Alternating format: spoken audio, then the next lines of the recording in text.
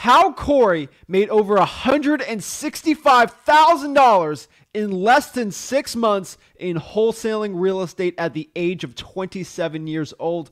What is up, guys? Zach Ginn here with the Bags to Riches podcast, and we have Korey Whitley here, and he's going to break down over $165,000 of assignment fees, how he was able to finally take care of his family, get rid of that JOB, and exactly how you can do the same thing. Without further ado, let's get the man of the hour here. Korey, what is up? What's going on, Zach? What's going on, everybody watching? Awesome. Nice so glad to have you on.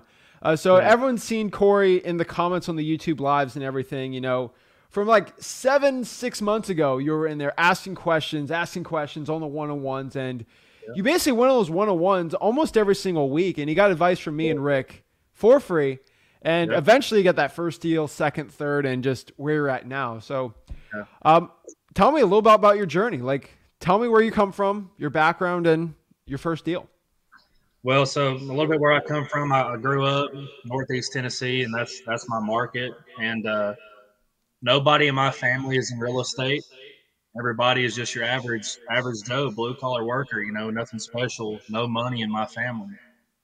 And I just got tired of the grind, tired of working my life away and not having anything to show for it. And I came across wholesaling on TikTok. I switched over to YouTube, started to do some research, came across your channel, and I was like, man, this could be a game changer if I could just figure out how to do it.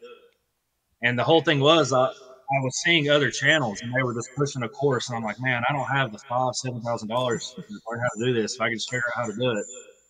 So I was looking up Driving for Dollars, and I came across your video on Driving for Dollars, one that you had from a long time ago. And I just dove in your channel, looked at the course, like just started consuming all the information I could from you guys, like packing it into my brain, just taking action on it. And you know, I got my first deal. It ended up being a Zillow for sale by owner. And I seen how you would cold call the Zillow for sale by owners. I was like, well, if he can do it, I mean, I can try. So I looked at my market on Zillow. There was only a couple of for sale by owners, and one of them was actually a really motivated seller, and the property was motivated as well. So I kind of did a soft close on the get-go to kind of see what kind of discount I could get off of that Zillow list price. I went out there to the property, did the walkthrough, spent a ton of time with this gentleman who was an older gentleman, spent a ton of time with him building rapport, and got that sizable discount that I knew I was going to need to move that deal to a buyer. And I signed that deal about a week later to somebody else. That first deal made a $4,000 assignment fee on that. Ooh. It closed, and I actually just moved another deal to that same buyer on Tuesday, actually. We closed that Tuesday.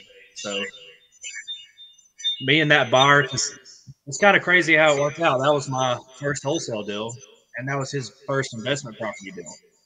He did a cash out refinance on his personal residence, took that money and got into buying real estate, investment properties. So we got that one done, and I took that money, just reinvested it in my business, and you know, literally it tenfold. Wow. All right. And so you got that first check.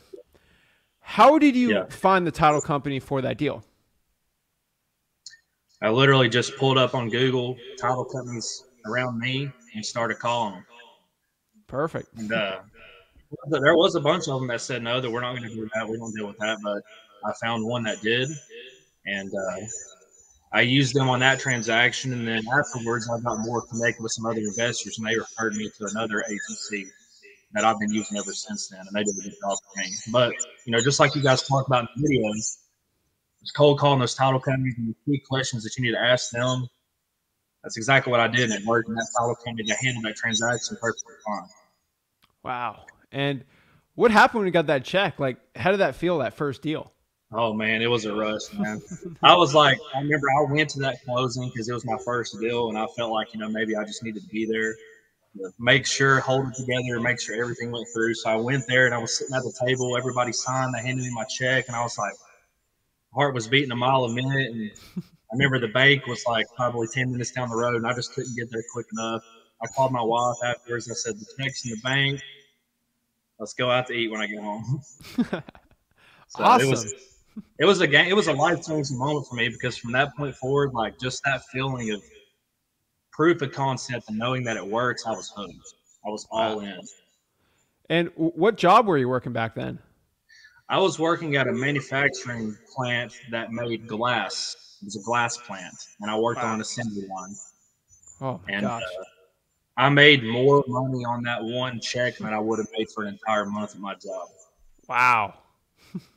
So Wow. And how did you figure out how to do a Zillow for sale by owner? Was it from the channel? yeah, it was just from your videos, watching you just cold call the Zillow for sale by owners and stuff like that. And I was thinking to myself, at the time I didn't have really the money to put into PropStream or batch. I didn't have the money to skip trace a big list. I didn't have the money for $1 or anything like that. And driving for dollars took a lot of time. And Yeah. then using two people search to skip trace those lists, it was very time consuming. And I was thinking to myself, if I can just get myself into this first deal and take that money and reinvest it into the business, I can really grow this.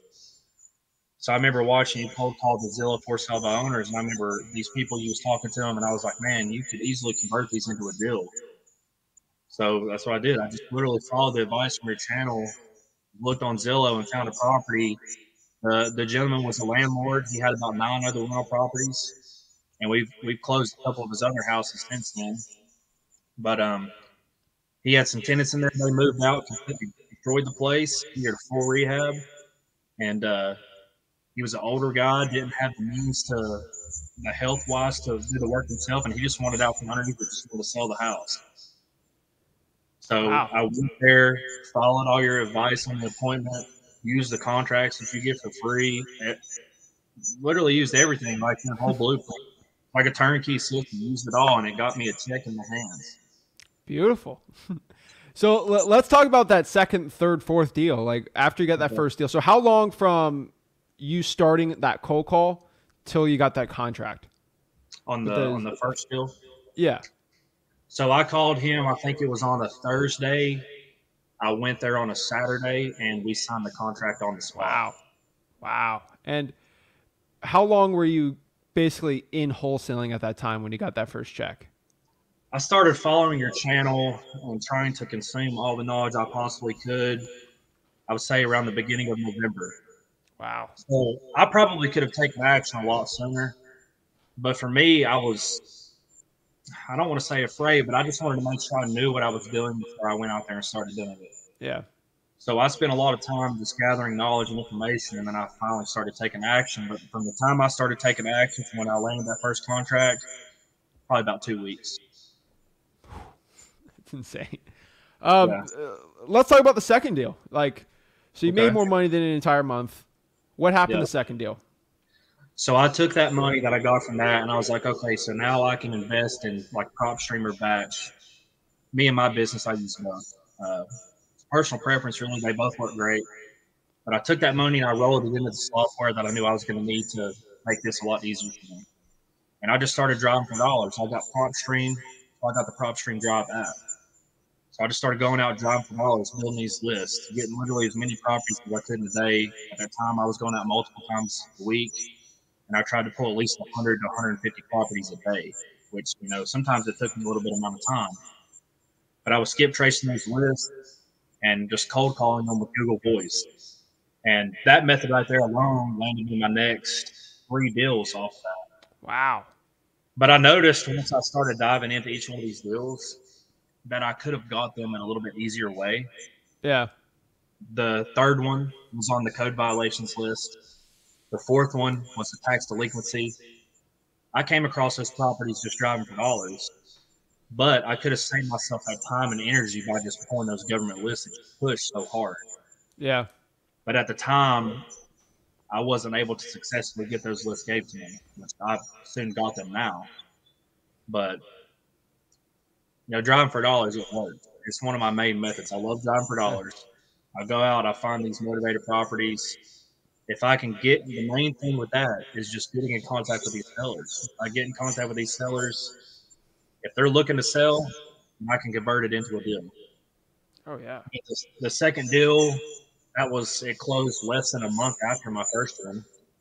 And That was a $8,000 assignment fee on that one, and it was just straight driving for dollars. The third deal, I acquired it driving for dollars, but it was also on the code violations list that I had pulled a little bit after that time. So that would have been two channels that I could have found that deal. That deal was a $7,000 assignment fee. Woo. Yeah, so I just started because I remember after I closed the first deal, there were some videos that I watched of you all just talking about how to supersize your assignment fees and how to do bigger margins and things like that. And I thought to myself, well, if I can effectively do one deal a month, but I can make it like $5, $6, $7, or even $10,000, then I'll be sitting really good. So I made it my mission to get a better price from the seller and a better price from my buyer. Because at the end of the day, that's what pays me. So moving on though, the fourth deal I found it driving for dollars as well, but it also ended up being on the tax delinquency list as well. Now, when I say it was on the tax delinquency, it didn't show on PropStream that it was tax delinquent. Yeah. Actually pulled the list of like current properties that were delinquent on their taxes, and it was on that list. It was fresh on the list too. But so I could have found it that way. So somebody who maybe they don't like driving for dollars, or it's not economical where they live at because the area is too large and things like that. I mean, that's just several deals there that I found that also cross-referenced over to those government lists. And I'll vouch for it. Government lists is where the money is. Where the That's money it. is. Government list, probates, it's where the money's at. Oh yeah. So I did those couple deals there, and I had plenty of money to roll back into my business. And I just tried to start scaling, doing bigger lists. Tried to scale up the drive for dollars, and at the same time implement like lists that I could pull from PropStream or Batch just to kind of keep the pipeline full. And just moving on forward down months down the road. Now here we are where we have multiple contracts going per month right now. Woo. I closed 2 deals on Tuesday. One was a $15,000 assignment, and the other was a $10,000 assignment. Closed 2 deals on one day. We have 3 more contracts assigned right now. Deposits in escrow. We're just waiting on them to close. 2 of which will close at the beginning of August. The other one, it's a sizable multifamily deal, so it's not going to close until September. And then we have 2 contracts, and we picked up a third today that we are going to be topping out for buyers. So it's just crazy how quick you can scale this up if you just follow the advice on the channel. And I mean, I'll just say for the record, you didn't pay me nothing for this. I never gave you no money, and you've done nothing but put money in my pocket. So that's why I said, like, I tell everybody who messages me, I'm like, man, just follow the advice from your channel. What you've done for us is such a blessing because I never would have been able to figure this out. I knew nothing about real estate, like zero, not a penny. And now here I am building a business. That's beautiful. It's definitely life jam. I mean, it's called the Bags Riches Podcast for a reason. Yeah. Without this, I'd be a bag boy. You'd be working that manufacturing plant. It's crazy to think, but you have a potential in your life and who you as a person, money wise, and some person might think you're worthless and some you aren't. And your job didn't value as what you actually are valued at the market with a different skill, and it changed everything. What I want to ask you next is, like, when did you quit that job? When was that? That was in about towards the end of March that I quit there. Yeah. I was multiple deals in at that point. I remember I got assigned to do some scut work for the day, just the work that nobody likes to do. Yep. And I was just kind of moping around at work, and I was like, man, this sucks. And at the time, I had 2 deals under contract, and they were both assigned already. So I knew that I had money, and I had money back in the bank, that I knew that worst case scenario, if I didn't do another deal, I'd be good for months. And I just thought to myself, I was like, what am I even doing here? So I walked up to my boss, and I told him that, I was going to put my notice in, and then that was that. I didn't look back. I love hearing stories like that. I love people going from maybe a blue collar type background, I'm not calling what I did blue collar to any extent, but like what you did was tough work, you know. Yeah, Like it was 12-hour it's tough. shifts, sleep shifts. It ain't easy, man. So like, it's funny when someone complains to me starting out like wholesaling's hard, cold calling's hard. I'm like, you know what's hard? Working 12 hours on Yeah, like an actual blue collar shift when you're yeah, trading basically your body for money and your time. I When you do that, cold calling for 3 hours seems like nothing. You know, it's, it's so insane that like I hear people complain. It's just you kind of look back at it. It's like it's so easy for you to go back and like maybe work 8 hours. It's like this is nothing yeah, compared to what I did before. And I think that's one mindset. Like when you stop the job and you actually work now, it's like, heck, if I put this working on wholesaling, it's so much easier and I get paid more and I don't have to do that. You already have in the back of your head that chip on your shoulder. Like I did when I quit my job when I was 17, 18. Like if this doesn't work, I gotta go back to that. yeah. Nope, I'm not going happening. at it. Yeah, I think that's one thing a lot of people yeah. they really don't realize, but that's The amount awesome. of time that you can devote to wholesaling when you do this full time, it's almost virtually impossible to not do this if you're using your time effectively. Yeah. Because I remember, like you said, I was working a 12-hour shift, like 7 a.m. to 7 p.m., or when I was swinging over the night, 7 p.m. to 7 a.m. So I can't really cold call or anything at a time, but I still took advantage of that time. I would put my earbuds in, sit my phone off to the side, and literally listen to your YouTube content, just video after video, and just absorb the knowledge. And then whenever I would get off, I would have a stretch where I would have 7 days off in a row. So Yeah. coming in that 7 days, I'd be prepared. Like I'd have my list ready to go. I'd have numbers I was ready to dial, and I would just hit it hard for 7 days. And I made it my mission to minimum get appointments on those 7 days. Man. And kind of following that schedule is kind of how it worked until it went up to the point where I had enough deals and I had enough capital set aside that I was able to just walk away. And yeah, it's scary, but at the same time, if you're taking the action that you need to take, you have that safety blanket at the same time. So I would advise somebody to do something with their job, like after they watch Yeah. your first video, like you guys say, do some deals first. Make sure that you've got a good market lined up. Like you have your methods like picked out of what's going to work for you in your market.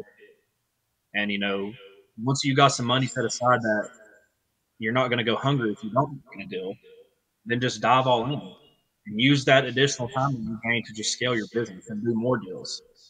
Yeah. I mean, one thing I can ask you is, I mean, you've been broke, you've been more comfortable now. You know this. This is something I want to get to everyone's head. Like going from a blue collar background job to this, it's like being broke and having that job is hard, right? Yeah. And wholesaling's hard too. Yeah. But wouldn't you agree that the hard on wholesaling is easier than the hard of being broke, right? The hard days on wholesaling don't even compare. You're not even in the same galaxy as a hard day at a blue collar job. Because with this you might be a little bit stressed out. You might have some situations that you're having to work through or diffuse with sellers, with buyers, or whatever. But at the end of the day, your back doesn't feel like it's literally broken. Yeah. I can't imagine that. And the most important part, you can flex the checks, everything like that. Well, one thing I can give to everyone is I always got my haters on here. 1% is the haters. Check out Korey on the Facebook group. He posts the checks. Like, this is legit stuff. This ain't fake. Subs right here. I mean, no, he's got it. Okay, guys.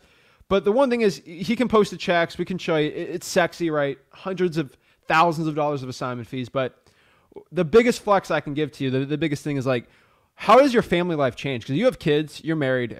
What's the difference between 6 months ago to now?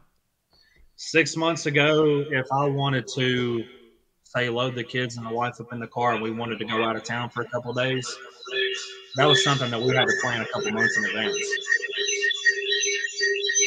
Bad echo. Is that me or for you? That might be you a little bit. You're good. Let me turn this down a little bit. Sorry about that. You're good.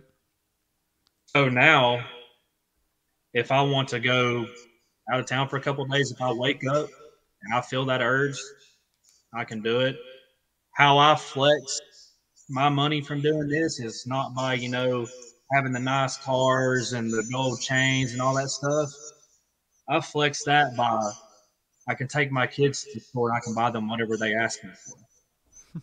And you know, my wife's pregnant again. We're having our third child, and prior to Congrats. this, I would be in like mental meltdown, wondering on how I was going to pay for all this Yeah. because it's expensive to have a kid. Oh. uh, but it's changed my family life drastically. You know, my wife, she doesn't have to worry about going to work in a regular job. She's pregnant right now, and she can just sit at home and take care of herself, and not have to. We don't have to worry about, you know, paying our bills, buying groceries, things like that. So it's definitely improved my home life tenfold. Oh, And most man. importantly for me, that as I continue on down this journey, I don't intend on wholesaling forever. This is just an entry point, right? So if my plans fall out the way I want, I'll own my own properties. I'll have my own rentals. I'll be doing my own hotels or flips, whatever it may be. And then I can pass that off to my children one day and set them up for success, you know, That's the from the goal. start. Yeah. That's the goal. I mean, I was grinding my first 2 or 3 years, and then it just eventually start just adding more money into the passive income. It changes everything. Yeah. It's fun, but the goal is to get to the point where you have the opportunity to wholesale. Not that you have to, but Yeah. it's all levels. I mean, Yeah. you play some Call of Duty, you get it. There's levels. Oh, yeah. There's levels to it, man. You know it. Yeah. But that's amazing. You can change your life. That's the biggest thing I can tell everyone. It's just the money's great, right? But you can work a regular job and make hundreds of thousands, but you want any time with the family. And Yeah. I mean, I don't have a family, but like as someone that has parents, like spending time with their families, everything. What And matters. that it mentally changes the way your kids look up. Like, hey, it changed. Like, you don't have to do this. You can do something else and do what you're worth. It's inspirational to me. I can't imagine what your kids in the future can look back at this and kind of see like, wow, he made a change. My dad made a change, and it's inspirational. The other thing I want to ask you is for a lot of people, you look at 10 people working the way you worked, right? With kids, wife, everything. If you look at 10 of them, 5 of them are just going to say, you know what, I'm too tired to wholesale. I can't do it. Too much work. You got other people that try it. They're just like, this is too much. And then you got the people that just suck it up and do it, Yeah.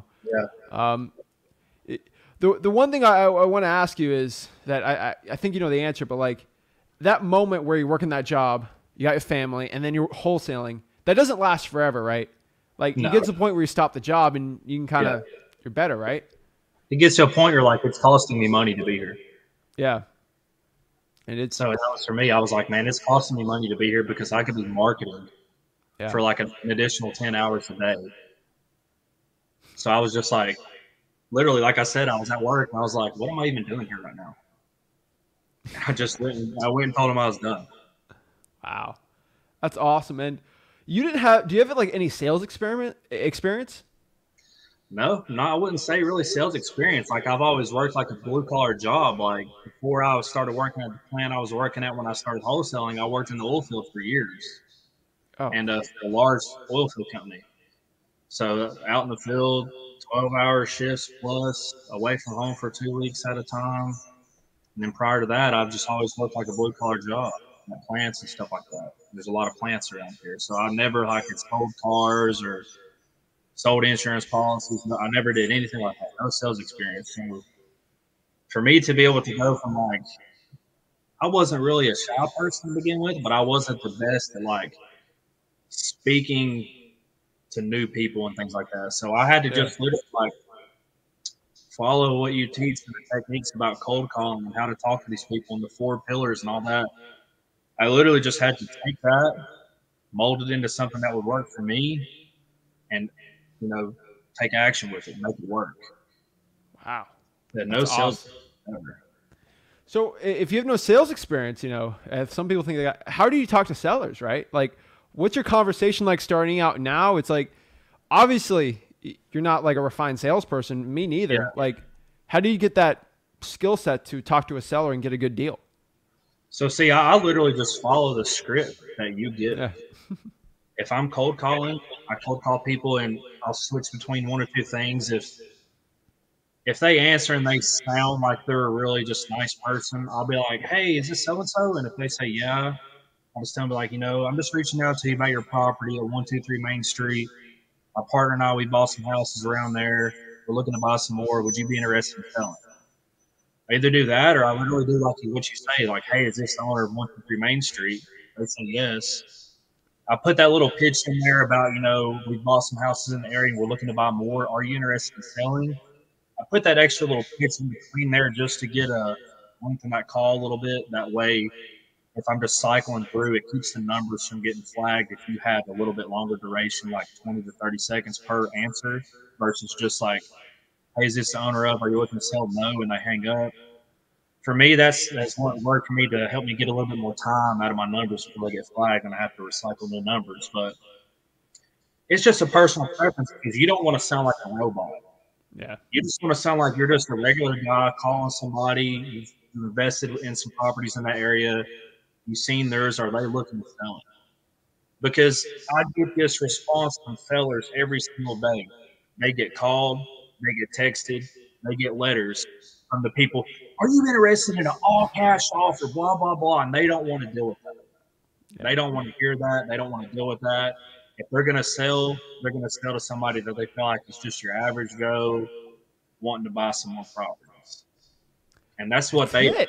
sellers have told me that. Like I had one that we got under contract. This is a couple weeks ago. He told me that he gets called all the time, and he always tells them no, not interested, and hangs up. But his exact words to me was, "There was something different about how you approached me that made me decide to want to talk to you."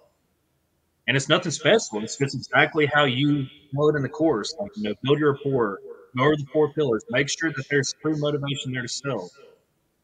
Kind of pre-qualify / soft close the lead ahead of time if you can, because you don't want to waste time going on appointments on things that's not going to be a deal. Yeah. Even if you're text blasting, if there's any inclination to want to sell, don't sit and have that conversation with a text message. Because you look like you're somebody from New York, California, big investment firm, or you're a scam artist, you're not legit. Get them on the phone, say, "Hi, this is so and so. How you doing? I was just texting you," and have that conversation. That's it. It's unbelievable. Like I say it a million times, and then someone picks it up and they use it, and it works. It does 100%. It, And people it, overcomplicate it. It's just simple. Just stick yeah. to the steps of the course. Keep it simple. Like I remember in your videos, you said, "Keep it simple, stupid," and I did, and it worked. That's it. I just a lot of people get choked up. You just have a regular conversation, and you're good to go. It almost is an advantage coming from a blue collar background to a point, because most of your sellers, if they have an ugly house, they're probably working a regular blue collar job. They can connect with you, right? It's amazing. So one thing I want to ask you is, what was your biggest deal the past 6 months?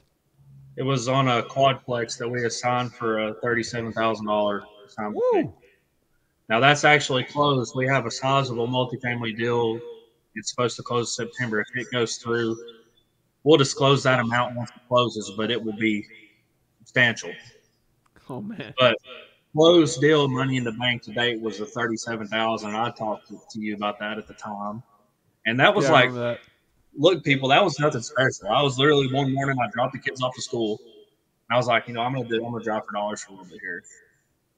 I seen a for sale by owner sign at the top of the road by the main road, indicating there was a house down in there for sale. And I was like, let me go down here and check this out. And they had a house that they were in the process of remodeling, and right next door there was a quadplex. So I was like, well, let me just look and see who owns these. Same people own them. So I got their number off the owner sign. I verified it, and it was the same number that would have gave me on PropStream if I would have skipped races on there anyways. But I called them. They were interested in selling the quadplex. Went a couple days later. I got the walkthrough set up. I got it under contract for a good price, and in between then and there, I got the rent rolls and expenses and all that stuff. Everything that you're going to need on a multifamily deal to look into the financing. Your buyer is going to ask for things anyways. So I got all the financials, went on the walkthrough, and I had several buyers that they all were willing to pay the ask. And then one of them, Rick gave me some advice, kind of tell them like, hey, everybody's offering the ask. I can't give it to all of you. And the one person came to me, they called me later in that day and was like, "What is it going to take for me to get this deal? Like, you assign it to me right now." And I did. I signed it. I made more money than I would have made, and it closed, and everybody was happy. He still owns it. He kept the property. He didn't flip it again. He owned it, so he still has it. Wow. Okay. And next one here is you're in a weirder market where ARVs are a little lower than maybe like Yeah, Nashville or something like that. way lower. That means sometimes the deals are a little better, but sometimes that means the cash buyers are more scarce. So how are you Yeah. finding your cash buyers? So a local Facebook real estate investor group. There's two of them, and that's where I made 99% of my initial connections with people. Now on deals, what I normally do is if people aren't interested that I deal with all the time, and I have to try to bring in a buyer from another source, I've always been able to find one that's interested, and 95% of the time I've ended up assigning it to them, just literally cold calling cash sales off PropStream. And I Beautiful. find these buyers that are good buyers because they're not out there like publicly as real estate investors. They're not on the Facebook groups. They're not out there like they're discreet. You would never know that Yep. they're an investor. And most of them, they own 20, 30 properties each, and you would never know. And, the last one, it was a new guy I met. He's a really great guy, just a really, like, you would think he's just a blue collar worker. You would never know. He pulled up in a Nissan SUV, like nothing flashy about him. He's got like 30 something houses. He looked at the house for like 3 minutes and was like, "I'll take it." Did not care a bit about what I made on the deal. And that was an $8,000 time fee on that deal. Woo. So literally, cold calling cash sales, I'm kind of filtered down the way you showed on the videos. I look for people that have bought properties within the last year, but own over a certain amount of properties. And I literally just pull the list and I start calling these people. And once I started getting into text blasting, I started texting them. And then if they are looking to buy more properties, then I would call them. But with the way the market's going, if you get a good deal, it almost sells itself. Yeah. Now, where I live at, there's not hundreds and hundreds of flippers. So you have to make sure you have to know like what your buyers are looking for. You have to know about what kind of prices they're willing to pay and what kind of profits they're looking to make on the end. And I try to tailor make my spreads and my prices in to fit what I know that my buyers want. That way I don't have a hard time finding a deal. Yeah. If you know what your clients want, then it's easy for you to give it to them. Beautiful. I mean, that's the way to do it. So, last question. I know you're a busy guy. If you could go back in time 6 months ago and just gave some simple lessons to yourself to kind of help some of the pain, what would it be starting out? Probably to just stop overthinking everything so much and just take the action, because one thing that hindered me from getting started was I felt like I needed to know everything before I did the first thing. So I would figure stuff out and I would be ready to start taking action. Then I would think of another question. I'd be like, well, I don't want to get a property under contract and not know how to do this or how to do that. So then that would delay me like another week. So if I would have just gone back, if I would have just said, you know what, I'm going to start taking action, get the contract, and I'll ask the questions to Zach on the lives as they come, I probably could have got my first deal like maybe a month and a half before I did. Yeah. So I just overcomplicated it, and I feel like a lot of people probably do that because at the end of the day, people think like, oh, you're buying and selling houses. You're not buying and selling a house. You're just selling your interest in the contract. I mean, people do it all the time in other industries. So people like scare themselves by thinking about, oh, it's real estate and buying, selling houses. And it's just like, you're not. You're just selling your interest in the contract to somebody who's willing to pay more than what you have. Oh, Just got yeah. to keep it simple. That and really that for me was the main thing that hurt me in the get go. Was just overcomplicating it. And Beautiful. if I like I said, if I could have done things a little bit differently, I feel like I could have got a little bit better head start. Yeah. But after All right. that point, I just followed the advice of your course, and it all works. It's all relevant. It's not. And we'll just put this out there for full disclosure. There's nothing anybody else is going to get anywhere else from, a paid course that they can't get for free in your course. And I see Yeah. people talking about they paid for this and paid for that, and I'm just like, why? You know what I would have done in my first deal to have like $5,000 up front to put in marketing? Oh yeah. Like that would have been a game changer for me. But I had to get my first deal for free to have that money. And people are paying for these courses where they only learn like 25% of what they really should know, Yeah. anyways. So Well, you're living proof, Korey. So I really appreciate it. I know you got to get back to the marketing, help with the yeah, family and everything. But I really appreciate it, Korey. Guys, if you want to learn wholesaling for free, just like Korey, just go to freewholesaling.com right there. I appreciate it, man. yeah. Any parting thoughts for You've changed my life, man. Truly. I do it to help. It's you Yeah. change your family's life with it. So any parting thoughts for anyone right now starting out? Maybe they're working a job. What's your advice for them before we hop off here? Just don't get discouraged if you don't, if you don't get your first deal immediately. Just keep marketing, stay consistent, keep taking action, follow the steps. Don't get discouraged. Even if you get something under contract and deal falls apart, just keep doing it, keep grinding. Your first deal is only a phone call away or a 5-minute drive down the road away. You never know. It's right around the corner. Just keep grinding and you will find success in wholesaling. Beautiful. Korey, thank you so much for hopping on. Can't wait to see your success next year. And Yeah. appreciate it, guys.